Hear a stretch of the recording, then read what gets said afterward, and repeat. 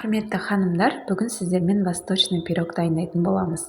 Ең алдымен менің каналыма тіркеліп, лайк басуды ұмытпаңыздар. Алдын ала дайындап алған ыдысымызға 200 грамм ұнымызды салып, үстінен бөлме температурасында тұрған сары майымызды салып, крошка дайындаймыз. Қолымыздың көмегімен осылай жақсылап езіп, крошка дайындап алатын боламыз.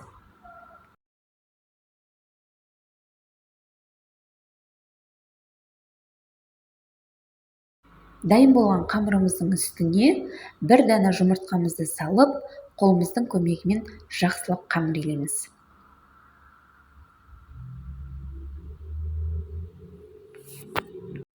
Құрметті ханымдар, қантты өз қалауларыңызша қоссаңыздар болады. Мен қант қосқан жоқпын, себебі сгущенканың өзі өте тәтті.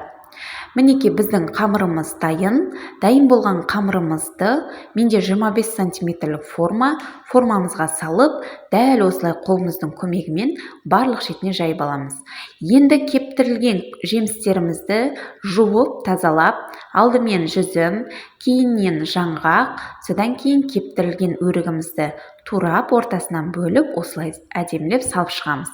Енді лопатканың көмегімен жақсылап бір араластырып жіберсеңіздер болады. Кейіннен дайын болғаннан кейін сгущенкамызды құйып, бір банка сгущенка жетеді.